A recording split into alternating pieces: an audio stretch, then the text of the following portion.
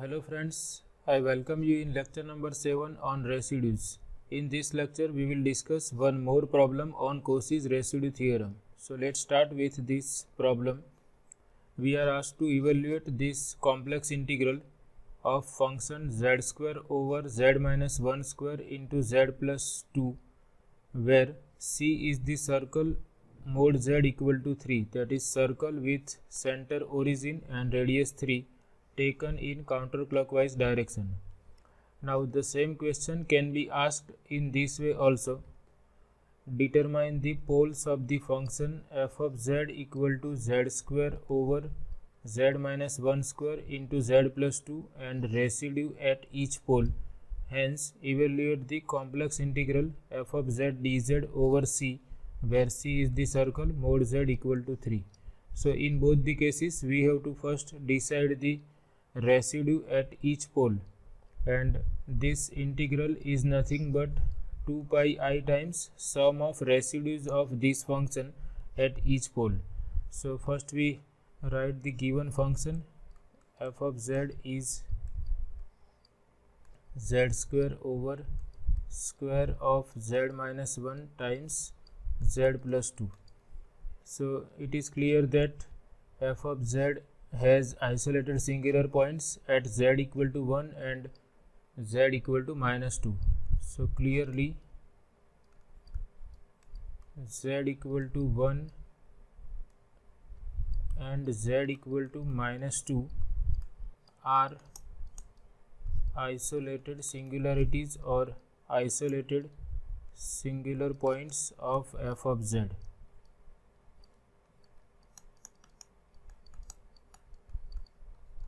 And given curve is circle with center origin and radius 3 mod z equal to 3.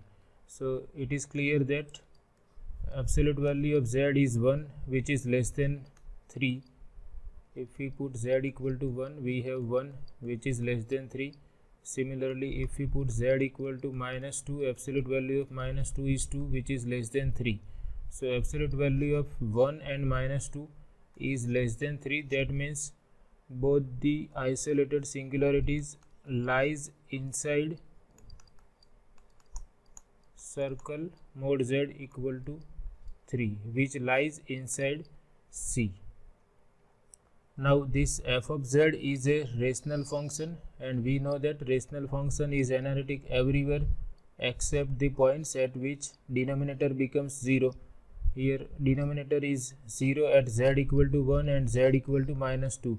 So this function, being a rational function, is analytic at every point except z equal to 1 and z equal to minus 2.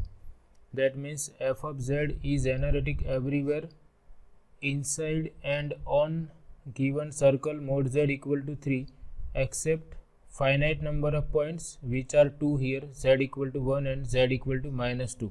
So hypothesis of Cauchy's residue theorem is satisfied. Function is analytic everywhere inside this circle mod z equal to 3 except 2 points. Suppose this is z equal to 1 and suppose somewhere here we have z equal to minus 2.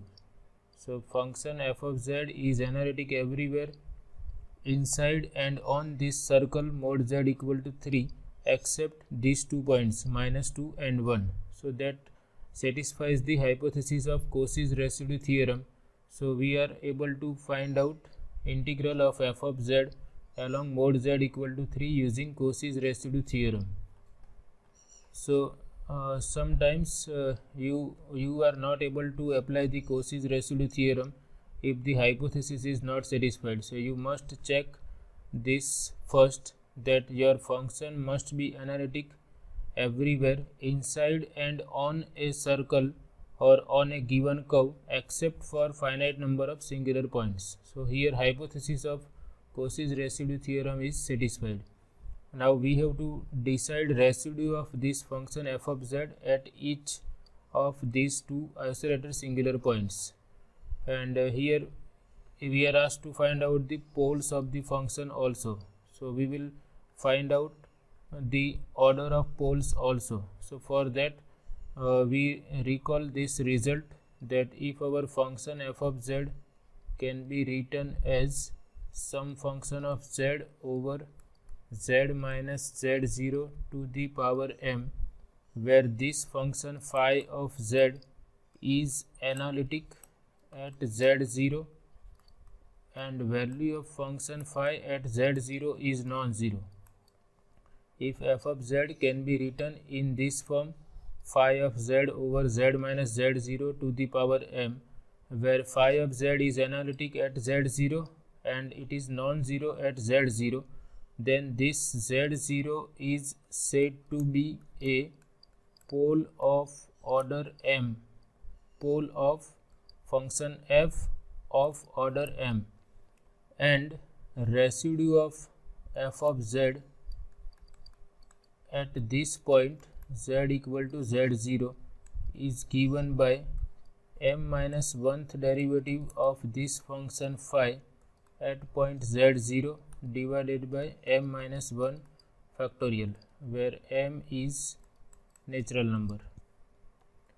So using this we can decide the order of pole and residue of f of z at that pole, and if our order of pole is 1, in that case our function will be in this form, f of z equal to phi of z over z minus z0.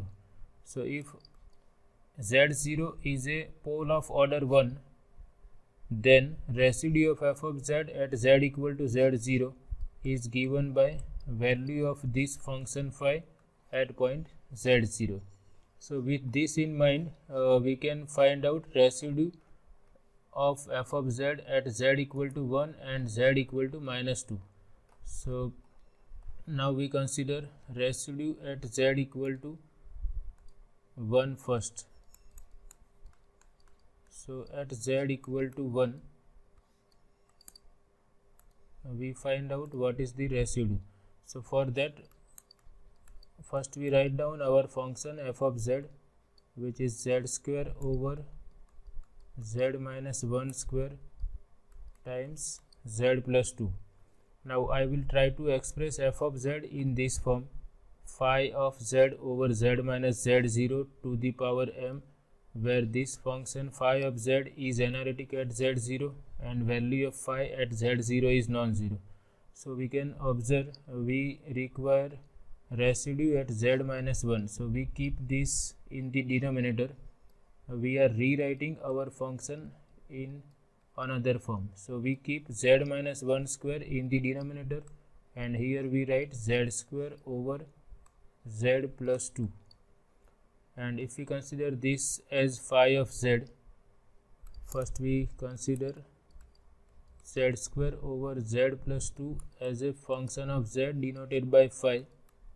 Here we write z minus 1 square, where phi of z is nothing but z square divided by z plus 2. Now this function phi of z is rational function, so it is analytic everywhere except z equal to minus 2, where denominator becomes 0. So this function phi of z is analytic at z equal to 1. So where phi of z equal to z square over z plus 2 is analytic at z equal to 1, and we have to check whether it is 0 or non-zero at z equal to 1. So if we put z equal to 1, we have 1 over 1 plus 2, that is 1 by 3. So it is non-zero. So our function f of z is written in this form, phi of z over z minus 1 square, where phi of z is analytic at z equal to 1 and value of phi at z equal to 1 is non-zero. Therefore f of z has a pole of order 2. Order of pole is nothing but power of z minus 1 here. So here power of z minus 1 is 2. So therefore f of z has a pole of order 2 at z equal to 1. And residue of f of z at z equal to 1 is equal to value of first derivative of phi at z equal to 1 divided by 1 factorial. So here we are using this formula.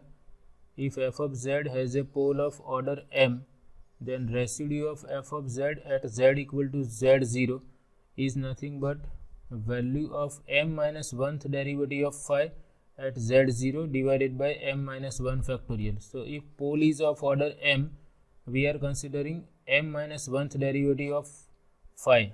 So if pole is of order 2, m equal to 2, so we have phi dash at z0 divided by m minus 1 factorial, that is 1 factorial. So using that result, we find that residue of f of z at z equal to 1 will be equal to first derivative of phi at z equal to 1.